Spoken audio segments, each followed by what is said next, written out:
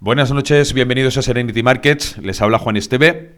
Bienvenidos a mi visión semanal del mercado, en el que haré un repaso de todas las noticias a mi parecer relevantes o destacables durante esta semana.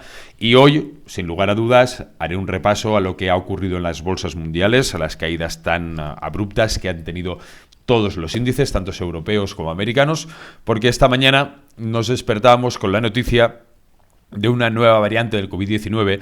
Esta mañana había una noticia de Reuters que hablaba de la posibilidad, o que era probable, que esta nueva cepa, con una serie de mutaciones, fuera quizá resistente a las vacunas. Y ahí está, quizá para mí, la clave de esas caídas tan abruptas. Porque todos los índices, si nos veremos todos los índices americanos por debajo de todos los índices quizá más capitalizados, el S&P, el Dow Jones, el Nasdaq, todos los índices por debajo de un 2%. En Europa hablamos ya de un menos 4% de manera generalizada. Con el IBEX también ha llegado incluso a tocar un menos 5%. Esta nueva cepa, esta nueva variante, que al final el temor que tienen los mercados es a las restricciones de movilidad. En Austria ya hablamos la semana pasada que están aplicándose restricciones de movilidad. Están aplicando esos confinamientos. En Portugal también había una noticia esta mañana que decía que después de Navidad van a aplicar confinamientos y teletrabajo obligatorio. Repito, estas son noticias de hoy. Igual mañana varían, o esta tarde, o incluso esta noche pueden variar. Pero al final, lo que vemos en los mercados, que es a lo que estamos tratando ahora, los mercados, tras esa noticia en la que desde Asia ya venían con unos cierres negativos, porque se han detectado casos de esta cepa en Hong Kong proveniente de Sudáfrica. Repito, todo esto son noticias que he visto en Reuters esta mañana, y son noticias, lógicamente, que yo no las he hecho, las he visto y por lo tanto os las traslado. Si vamos a los índices, perdón que me he colado aquí, en los índices americanos, caídas, como digo, superiores a un 2%. Si vemos en el gráfico de un día, vemos esos gaps y esos volúmenes de venta tan abultados que han habido incluso durante la apertura y durante la preapertura y durante la apertura. Ocurre exactamente en todos los índices, lo mismo, vemos esos gaps bajistas en las aperturas, tanto en el S&P, Dow Jones, bolsas europeas, todos. Aquí, a mi parecer, sí que tenemos en cuenta que el mercado, desde estas caídas de la primera fase del coronavirus, que tuvieron unas caídas importantes, unas caídas prolongadas durante varios días, sí que hemos tenido un mercado alcista. Donde yo aquí veo el problema, no sé si va a ser así o no va a ser así, pero en donde yo le estoy poniendo el foco, más concretamente, perdonadme si estoy un poquito espeso, pero es que ayer me pusieron la segunda vacuna del coronavirus y hoy estoy un poquito denso. Entonces, esta recuperación que ha tenido en los mercados, tan prolongada durante tantísimo tiempo, al final, en algún momento, tiene que haber alguna corrección. No lo sé si quizá este puede ser el desencadenante de una corrección mayor, o sí que a lo mejor no mayor, pero quizá más prolongada. Claro, tengamos en cuenta, a mi parecer, que aquí confluyen varias situaciones. Primeramente, lo que decía de que llevamos una tendencia alcista durante un periodo de tiempo prolongado, más de un año. Estamos hablando desde marzo del año 2020, en prácticamente todos los índices americanos, todos los índices europeos, menos el IBEX. Obviamente, nosotros vamos por otro mundo totalmente diferente. Entonces, esa tendencia prolongada puede ocurrir varias cuestiones. Primeramente, que los inversores, las carteras, ya hayan acumulado una rentabilidad importante, que esta situación pueda desencadenar en una situación de ventas acumulada de unos volúmenes importantes, y por lo tanto, claro, eso tengamos también en cuenta que estamos a final de año. Las carteras ya prácticamente han obtenido su rentabilidad, ya tienen el año hecho, algunos habrán sido mejores, algunos peores, pero esta situación, este temor, porque al final es el temor lo que hace mover el mercado, este temor ante unas caídas más prolongadas o unas caídas mucho más abruptas, ese temor a nuevos confinamientos, ese temor a la reducción de la movilidad, a la reducción de los viajes, a la reducción de los transportes, del comercio, sí que puede hacer que esos volúmenes aumenten las ventas, y esos propios aumentos de venta generen todavía el efecto bola de nieve. Más ventas, más ventas, más ventas y puede ser que estemos ante las puertas de esa posible corrección, que al final son correcciones que ocurren en el mercado y son correcciones que no van más allá de lo normal y lo esperable. Lo que pasa es que siempre hay que estar preparados y al final, pues lógicamente se trata de eso, de ver en qué momento sería el más idóneo para tomar una determinación o no tomar una determinación. Mirad, si nos vamos a Europa, como decía, los gaps están en todas las aperturas. Europa en concreto, en el DAX 35, así como en los mercados americanos, quitando quizá el Dow Jones, que no está en esa tendencia, sí que está en una tendencia alcista, pero no está en una tendencia alcista tan clara como está quizá el S&P 500 o el Nasdaq. Si nos vamos a Europa, en Europa sí que podemos vislumbrar, sin hacer mucho análisis técnico, simplemente no hago muchos análisis técnicos porque eso yo creo que es bastante personal, pero a mi parecer aquí sí que vemos que está en un canal más lateral. Entonces, esta gap de apertura, vamos a acercarlo y lo podamos ver un poquito mejor aquí. Este gap bajista en la apertura que ha tenido el mercado alemán sí que nos podría indicar, incluso si lo cruzara, voy a hacerlo más alejado en el tiempo, como habíamos visto antes, aquí a un año.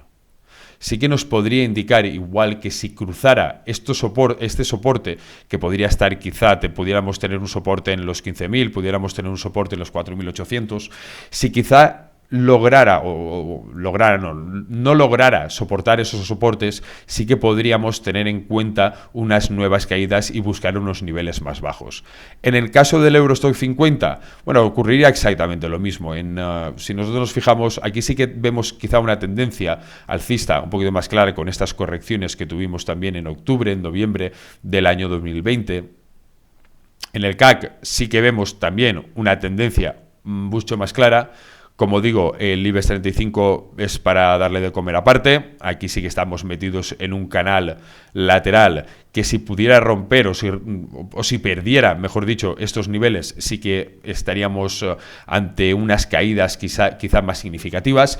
Pero centrándonos en el mercado europeo, en el mercado americano, perdón, yo el peligro realmente lo veo aquí. Ya no lo veo tanto lo veo más en el tema de que se puedan cerrar espacios aéreos, en el tema de que se pueda cerrar el comercio mundial, en el tema de que se puedan cerrar los viajes. Aquí es donde realmente existe el temor, prácticamente, como digo, en todos los mercados. Por otra parte, la única parte que ha favorecido estas caídas es al par euro-dólar, que vemos que hoy está subiendo un 0,76%, pero como decía al principio, también se han visto afectados el petróleo, que el Brent hoy ha acumulado un menos 10% y el VTI ha acumulado también un menos 11%. Claro, aquí, enlazo esto con las noticias que han ido ocurriendo esta semana del petróleo. El petróleo, sabéis que estoy siendo muy cansino con el tema del petróleo en los últimos vídeos, tanto la semana pasada, incluso la anterior, porque me parece un tema que es importante tratar y quizá también sería un desencadenante. Fijaros que por una parte hablaban de esta semana, sin ir más lejos, Estados Unidos, China, Japón, India también se unió, lo que hicieron una especie de acuerdo para sacar reservas de barriles de petróleo que tenían para intentar parar o que no subiera más el precio del petróleo. La OPEP lo que hizo lo que no querían era que la OPEP controlara totalmente el precio del petróleo y intentar rebajarlo un poco.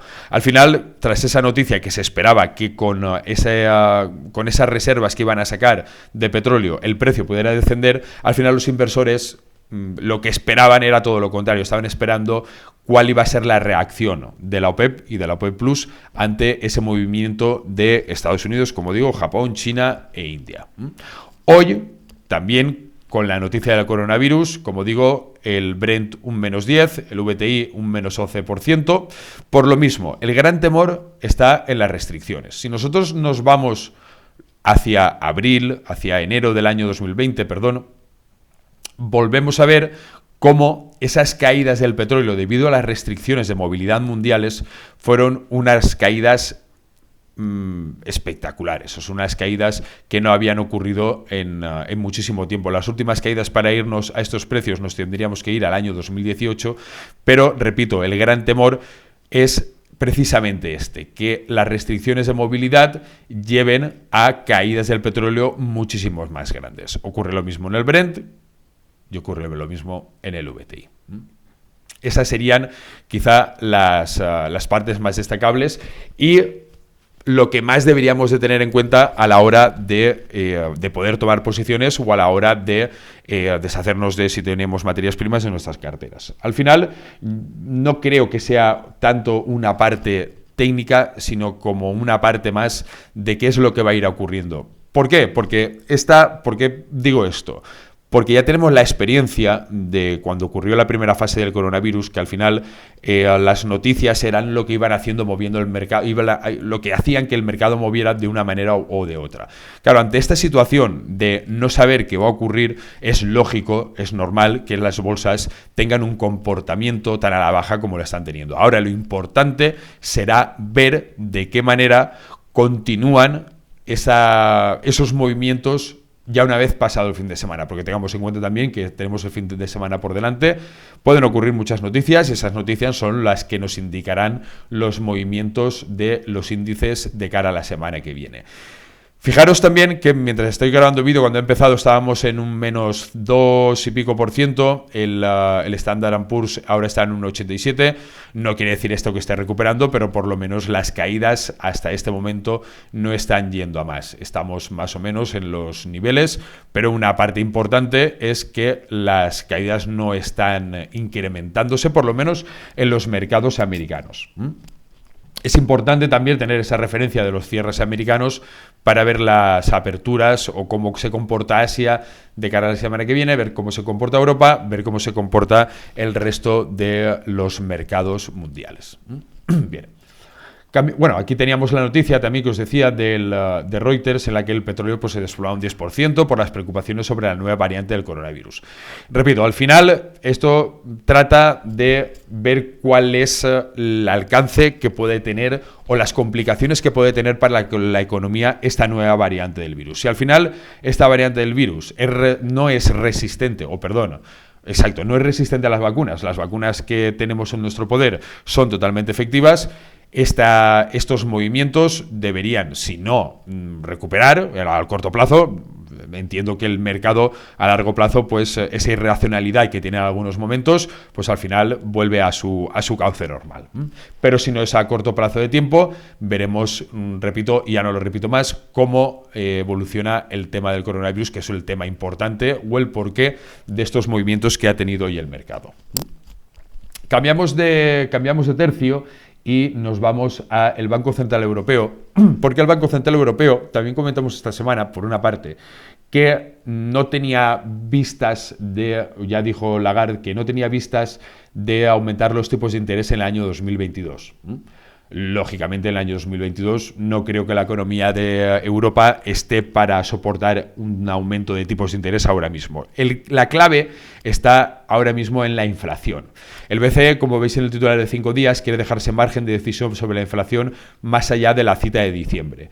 Hablamos también la semana pasada, en este mismo espacio, de que en palabras del Banco Central Europeo la inflación no iba a volver a sus cauces normales hasta el año 2022. El año 2022, como ya dije en aquel momento, es desde enero hasta diciembre. Tenemos un espacio muy amplio.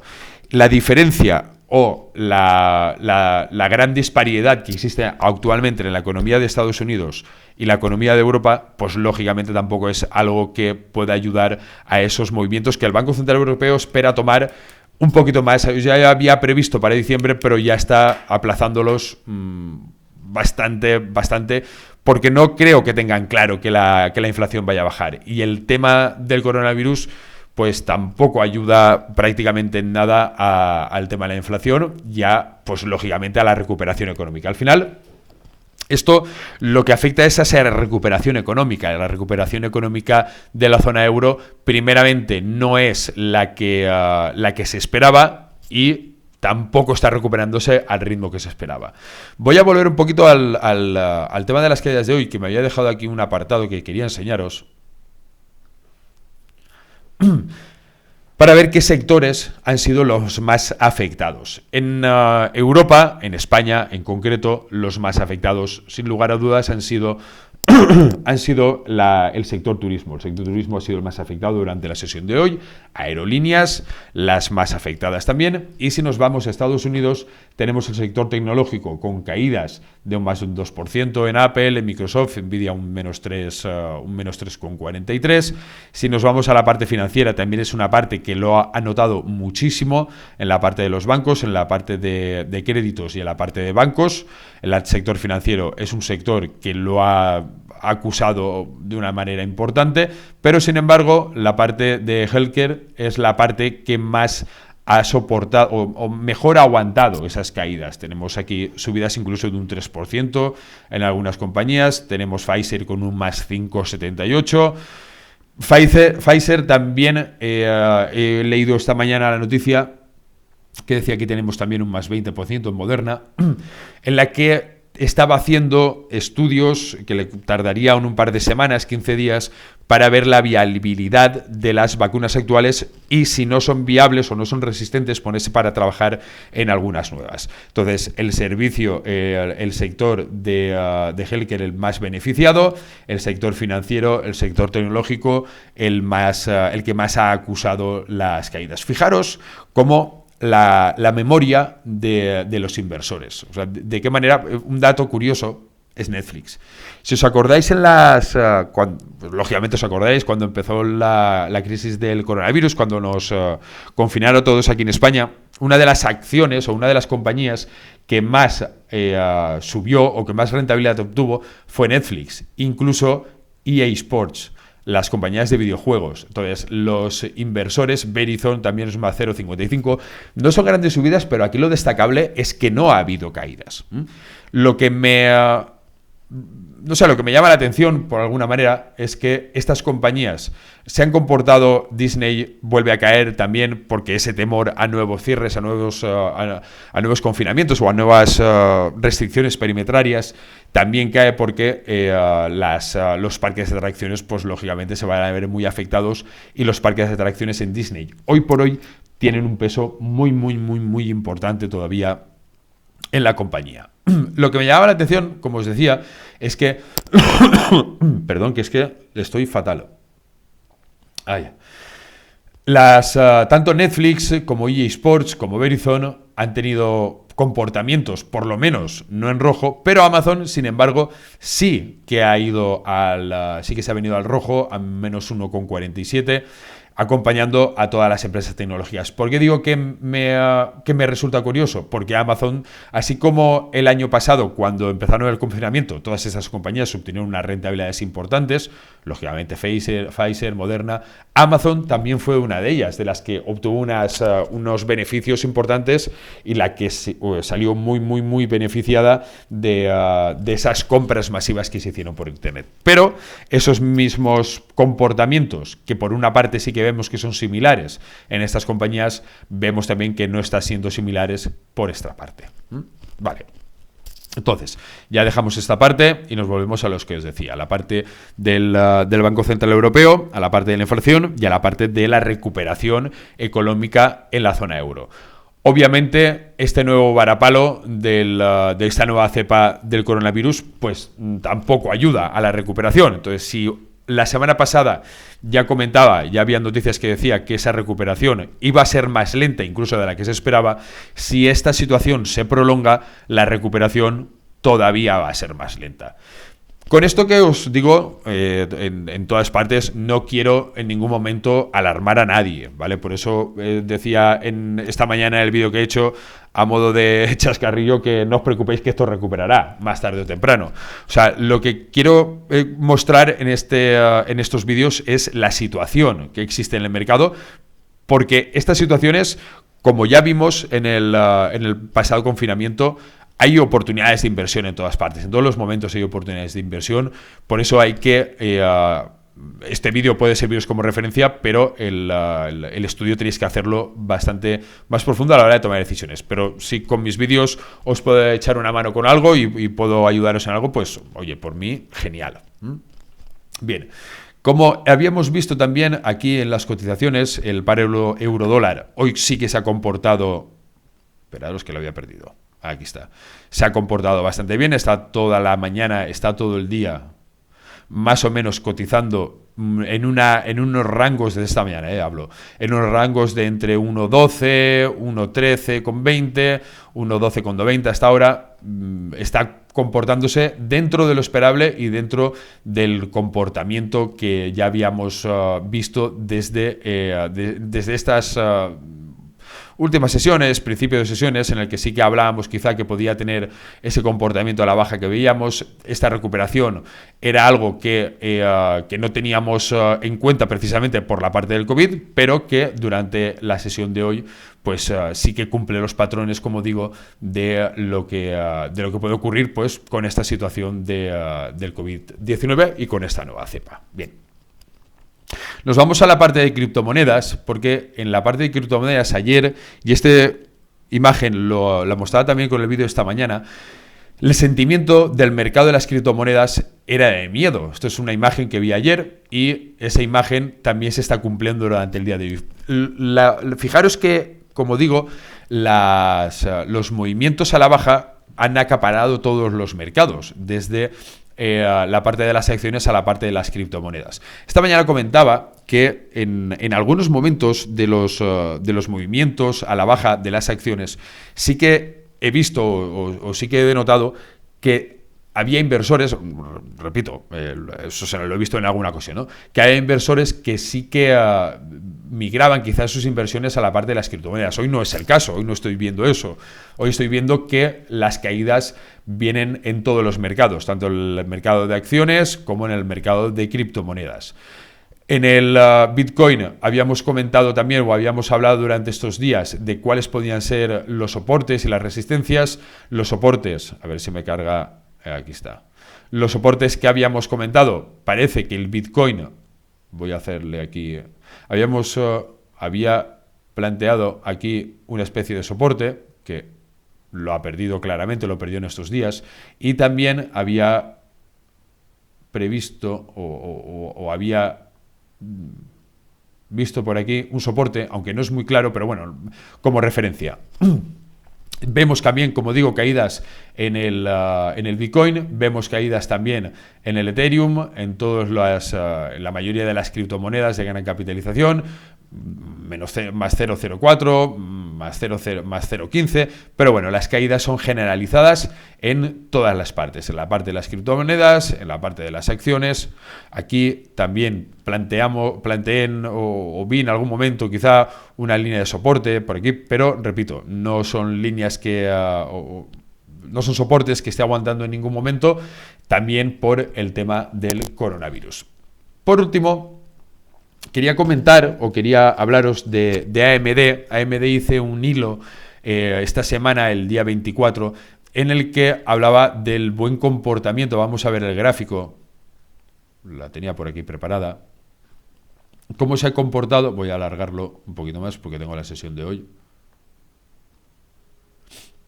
Cómo había prolongado sus caídas, sus subidas. Ya os digo que es que hoy estoy un poquito espeso.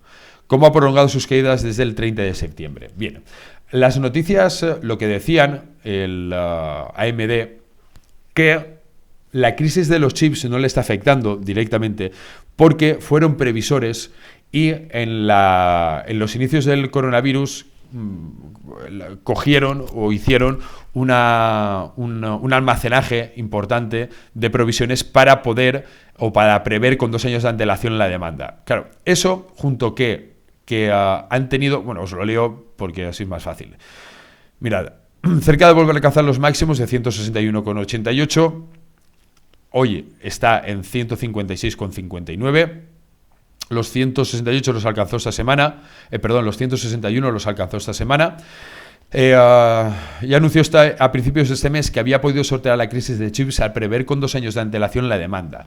Debido a esto ha podido comerle terreno a Intel tanto en PCs como en servidores. La clave, según ellos, estuvo en que toda la competencia ha tenido que centrarse en la cadena de suministros, pero ellos lo hicieron desde el principio de la pandemia. A diferencia de los fabricantes de automóviles, que son los más afectados por la escasez, AMD, ya no leo más, AMD se ha especializado en unos tipos de chips que, al hacer acopio de todas esas provisiones, o prever, mejor dicho, provisiones no, de hacer acopio para poder prever esa escasez que pudiera haber en próximos tiempos, lo que le permite es poder diferenciarse tanto de sus competidores como poder sortear esa crisis y, por lo tanto, tener un comportamiento más óptimo que algunos de sus competidores.